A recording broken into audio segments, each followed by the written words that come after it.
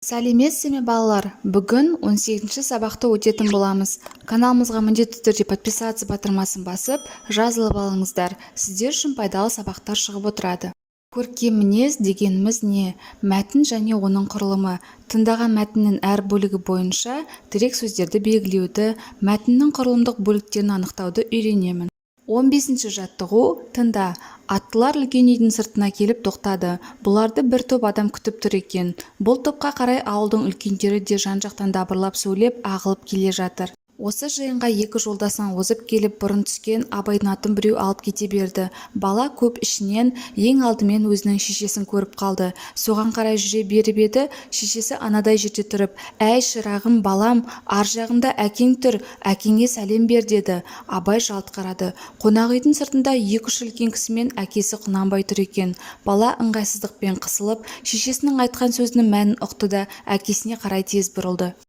15-ші жаттығу. Тыңдағанын мәтін екенін дәлелде. Мәтіннің тақырыбы мен ондағы негізгі ойды анықта. Ат қой. Бұл мәтін, себебі сөйлемдер бір-бірімен мағыналық байланысып, бір ойды білдіріп тұр. Мәтіннің тақырыбы әкеге тағзым. Негізгі ой анасының үлкен өнегелік тәрбиесі, балаға әкесін сыйлап құрмет көрсетуді үйрету.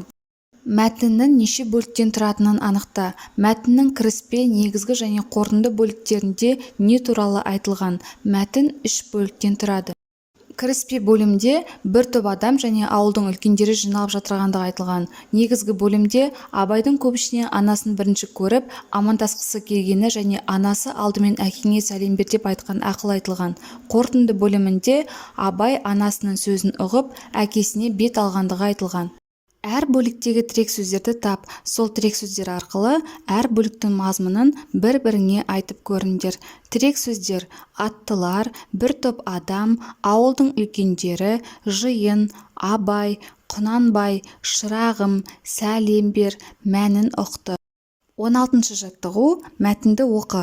Адамдардың бір-біріне лебіз білдіруі сәлемнен басталады. Сәлемдесу сөз басы. Сондықтан халқымыз сәлем сөз анасы дейді. Кішінің үлкенге сәлем беруі оның әдептілігінің белгісі. Мәтін не туралы? Мәтін сәлемдесу туралы. Мәтіндегі негізгі ойды анықта. Мәтінге ат қой. Мәтінге сәлемдесу деген ат қоюға болады. Мәтіндегі негізгі ой сәлемдесу, әдептілік. Мәтінді көркем жаз. Мәтінді көшіріп жазуға болады. 17-ші жаттығу. Мәтінді оқы. Олардың есіктері қарама-қарсы. Есік алдында екеуі жиі кездеседі. Біреуінің қабағы ашылмайды. Көршісін көрмегенсіп өте шығады.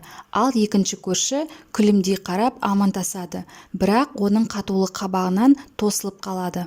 Бірде ақжарқын кісінің немересі қонаққа келді.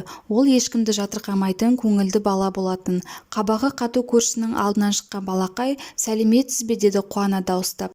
Мұндайды күтпеген көршіге мөлдіреген қап-қара тұнық көздер қарап тұр еді. Сүйкімді бейкүнә көздерден қатал кісі сасып қалды. Ол көршілермен, балалармен сөйлесуді білмейтін еді. Байқамағандай мәшинесіне қарай асыға жөнелді. Оған кішкентай қыз қолын бұлғады. Олар жиі кездесетін болды. Көршіге кішкентай қыздың сәлемі ұнай бастады. Мәтін бөліктерінің атауын толықтыр. Бірінші көршілер, екінші әдепті балақай, үшінші жаңа сезім. Құраған жоспарым бойынша мәтіннің мазмұнын бір-біріне айтып көріңдер. Екі көршілер болатын. Бірі үнемі қатулы жүрсе, екінші жайдары мінезді еді. Жайдары мінезді көршінің немересі «Сәлеметсіз бе?» деп амандасып еді. Көршісі үндемеді. Үнемі қатулы жүретін көршіге кішкентай балақайдың амандасқаны ұнай бастады.